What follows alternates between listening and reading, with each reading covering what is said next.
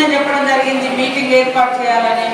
ముఖ్యంగా రేవంత్ రెడ్డి గారు మన సీఎం గారు మొదటి పర్యటన మన ఉమ్మడి ఆదిలాబాద్ జిల్లాను ఎంచుకోవడం జరిగింది.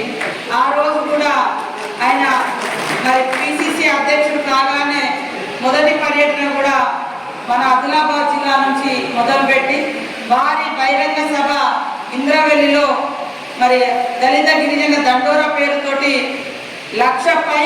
లక్షలాది మందిని అక్కడ సమీకరించి అక్కడి నుంచి వారి యొక్క పోరాట ప్రస్థానాన్ని మరొకసారి స్టార్ట్ చేసి ఈరోజు రాష్ట్రంలో అధికారంలోకి రావడం జరిగింది. అధికారంలోకి వచ్చిన తర్వాత కూడా మరి ఆనాడు ఇచ్చిన మాట ప్రకారం మొదటి అడుగు ఉమ్మడి ఆదిలాబాద్ జిల్లా నుంచే అభివృద్ధి పథకాలను స్టార్ట్ చేస్తూ మరి వెనుకబడ్డటువంటి ప్రాంతాన్ని అన్ని రంగాలలో ముందుకు తీసుకురావాలన్నటువంటి ఉద్దేశంతో ఆనాడు పోరాట స్ఫూర్తి లాగానే ఒక ఉద్యమం లాగానే అభివృద్ధిని కూడా ఈ వెనుకబడ్డ ప్రాంతాలకు మరి తీసుకొచ్చి అన్ని రంగాలలో ముందుకు తీసుకురావాలన్నటువంటి కృతనిశ్చయంతో మొదటి పర్యటన కూడా మన ఇంద్రవెల్లి నుంచి 2వ తారీఖు నాడు మొదలు పెట్టడం జరుగుతూ ఉంది. కాబట్టి మనము చాలా తక్కువ టైం ఉంది, ఒకటే రోజు ఉంది. నిన్ననే మనం ఇన్ఛార్జీలతోటి మిగతా పెద్దలతోటి చర్చ చేయడం జరిగింది. ఈరోజు నైట్ నేను పనిచేసిరు. ఇప్పుడు మేము జెండా మోసినట్టు మోస్తాం కానీ మేము పని చేయమంటే కుదరదు. పని చేయండి, ప్రజల అభివృద్ధి కోసం మమ్మల్ని అడగండి, గ్రామాల అభివృద్ధి కోసం మమ్మల్ని అడగండి. నేను తప్పకుండా నిధులు కేటాయిస్తాను. నేను పని చేయను, రోజు వచ్చి అక్క కనబడతా, రోజు వచ్చి గజేందర్ కనబడతా, రోజు ఈడ కనబడితే ఏముండదు. మీరు నా చుట్టూ నేను మీ చుట్టూ తిరిగితే మన చుట్టూ ప్రజలు ఉండరు. మనం అందరం ప్రజల చుట్టూ ఉండాలి, ప్రజల సమస్యల చుట్టూ ఉండాలి, ప్రజల కోసం పనిచేయాలి. అప్పుడే రేపు రాబోయేటువంటి ఎంపీ ఎలక్షన్లు కావచ్చు, రేపు మీరు నిలబడేటువంటి సర్పంచ్ ఎలక్షన్లు, జెడ్పీటీసీ ఎలక్షన్లు, ఇంకా నెక్స్ట్ అన్ని మీరందరూ నిలబడే ఎలక్షన్స్ ఉన్నాయి. మేము నిలబడే ఎలక్షన్ అయిపోయింది కదా, రేపు మీరు ఇక్కడ స్టేజ్ మీద ఉన్నోళ్ళు కానీ ఇంకా కింద కూర్చున్న వాళ్ళు కానీ మీరు నిలబడే ఎలక్షన్స్. కాబట్టి ఈ నెల 2 నెలలు అందరు ప్రతి పల్లె గడప తిరుగుతూ ప్రజల సమస్యలు తెలుసుకొని వీలైనంత వరకు నా దగ్గరికి వచ్చేది, నా దగ్గరికి సంబంధిత అధికారుల దగ్గర తీసుకెళ్లేది అధికారుల దగ్గరికి తీసుకెళ్ళాలి. అధికారంలో ఉన్నాం కదా అని రోజు ప్రజలే మన దగ్గర రావాలంటే కుదరదు. మనము ప్రజల దగ్గరికి వెళ్ళి వాళ్ళ సమస్యలు పరిష్కరించాలి.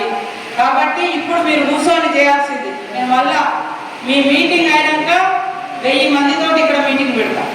మీటింగ్ అయినాక ఈ మీటింగ్ అయినాక అది కాన్స్టిట్యున్సీ మీటింగ్ పెడతా.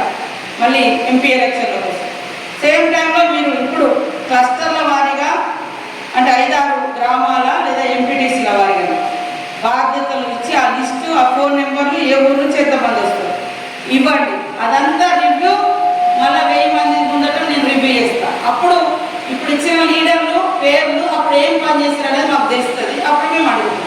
కాబట్టి మీరు వచ్చినప్పుడు నేనేం చేయాలో అప్పుడు నేను కూడా చేస్తాను. సరేనా? అందరూ కూడా దయచేసి పంచుకొని వెంటనే గ్రామాలలో వెహికల్స్ కానీ ఎట్లా వీలైతే అట్లా మనకు ఏసీ కార్లు కావాలి, లేకుంటే పెద్ద ఇవి కావాలంటే దొరకాయి. మన ఏరియా మనం అంతా ఖర్చు పెట్టలేము. ఎట్లా వీలైతే అట్లా ఒకప్పుడు ఖాళీ బాగా నడిచిపోయారు. ఇవాళ ఇంద్రవెల్లిలో వాళ్ళని తలుస్తున్నారంటే వాళ్ళు సద్దులు మూటలు కట్టుకొని వచ్చి పోరాటం చేశారు. ఆ రోజు అప్పుడు పోరాటం ఇంద్రవెల్లి కావచ్చు, కొమరంభీం పోరాటం కావచ్చు, ఇంకొక రామ్జీ గోండ్ పోరాటాలు కావచ్చు, ఆనాడు ఉన్నటువంటి పరిస్థితులు తగ్గట్టు తెగింపు, ప్రతి దాంట్లో తెగింపు ఉండాలి, ఉత్సాహం ఉండాలి తప్ప సౌకర్యం కోసం కోరుకోవద్దు. పరిష్కారం ఎట్లా చూసుకోవాలి కానీ పరిష్కారాన్ని సౌకర్యం చూసుకోవద్దు. కాబట్టి మనం మీటింగ్కి ఎట్లా రీచ్ అవుతాం అనేది ఆలోచించుకోవాలి. ఎట్లా చేరుకుంటాం, మనకి ఏ అవకాశాలు ఉన్నాయి మన ఊర్లో, అంతే తప్ప అక్కడ 100 కిలోమీటర్లు ఉన్న బండి ఇక్కడికి రావాలంటే అది వచ్చేయాలంటే చాలా టైం పడుతుంది. మళ్ళీ దించి మళ్ళీ పోయి మళ్ళీ ఖర్చు అదంతా అదేదో పోయేటప్పుడు ఇంత ఛాయకో నీళ్ళకో వాడుకుంటూ అయిపోతుంది. కొద్దిగా కష్టపడైనా పోయి కానీ అక్కడి నుంచి ఆ బాగా ఈ బాగా వచ్చేసరికి వాటికే 1000 రూపాయలు ఖర్చు పెట్టాల్సి వస్తుంది. కాబట్టి మీరందరూ కూడా దయచేసి, నేను ఇప్పుడు మన జిల్లాకు ఇన్ఛార్జ్ మినిస్టర్గా ఉన్నా, మన ఉమ్మడి ఆదిలాబాద్ జిల్లాకు గవర్నమెంట్ పరంగా ఇన్ఛార్జ్ మినిస్టర్గా, పార్టీ పరంగా మన మన పార్లమెంట్కు ఇన్ఛార్జిగా ఉంది. రెండు నాకున్నాయి. ఏ రకంగా చూసినా మీతో రెగ్యులర్గా నేనే ఉంటాయి, రెగ్యులర్గా నేను ఉంటా. కాబట్టి మీరందరూ కూడా దయచేసి మన సీఎం గారి యొక్క మొదటి అడుగు ఆదిలాబాద్ జిల్లా, ఉమ్మడి ఆదిలాబాద్ జిల్లాలో పడుతున్న సందర్భంగా మీరందరూ కూడా మీ నియోజకవర్గం ప్రజలు తట్టుకోలేక అహంకారంతో అధికారం పోయిందని నిద్ర పట్టక మనల్ని రోజు తిడుతూ ఉన్నారు. మీరు కూడా ప్రజలకు అవేర్నెస్ ఇస్తూ రేపటి సభకు కూడా మన జనాల్ని క్లస్టర్ల వారిగా, ఎంపీటీసీ వారిగా లేదా గ్రామాల వారిగా, లేదా 5 గ్రామాలకు ఒక బాధ్యుడు, 2 బాధ్యులు వేసి అక్కడి నుంచి ఎంతమంది వస్తారు, ఎట్లా వస్తారు. 2 గంటల వరకు మీరు మరి ఇంద్రవేలి ప్రాంగణంలోకి లేట్గా వస్తే ట్రాఫిక్ అయితే ఎక్కడ ఆగిపోతారు. పెళ్లిసారి చూసినాం కదా, మనం అధికారంలో లేనప్పుడే ఎంతో మంది జనాలు మరి స్వచ్ఛందంగా తండోపతండాలు తరలి వచ్చినటువంటి పరిస్థితి. కాబట్టి ఈరోజు కూడా మొదటి అడుగు ఆదిలాబాద్ జిల్లా. ఆదిలాబాద్ జిల్లా అంటే రేవంత్ రెడ్డి గారికి అమితమైనటువంటి అభిమానం, ప్రేమ. ఇక్కడ చాలా ప్రాజెక్టులు కూడా మీకు తెలుసు. గత ప్రభుత్వము ఈ ప్రాంతానికి ఇచ్చిన ప్రాణహిత సేవలను కూడా తీసుకుపోయింది తన సొంతం కోసం. మరి ఇక్కడ బీజేపీ ప్రభుత్వం ఆ రోడ్లకు కూడా సెంట్రల్ నుంచి పర్మిషన్ ఇవ్వక అనేక రోడ్లు ఆగిపోయినాయి. ఒకటి కూడా అయ్యే పరిస్థితి లేదు. ఈ 2 ప్రభుత్వాలు నాటకాలనే ఊళ్ళ డెవలప్మెంట్ లేకుండా చేసింది. కనీసం అంగన్వాడీ కేంద్రాలు కూడా ఇయ్యలే 10 ఏళ్ళలో. ఇట్లాంటి ఎన్నో సమస్యలు ఉన్నాయి. కాబట్టి అవన్నింటినీ మనం పరిష్కరించుకోవాలంటే, ప్రజలకు సంక్షేమ రాజ్యం మరి అప్రఘాతంగా చేరాలంటే ఖచ్చితంగా ప్రతి పల్లె నుంచి కూడా రేపు మన యొక్క సీఎం రేవంత్ రెడ్డి గారు ప్రారంభిస్తున్నటువంటి అనేక కార్యక్రమాలకు, ఇక్కడ కొన్ని ప్రాజెక్టులకు కూడా రేపు నిధులు ఇవ్వబోతున్నారు.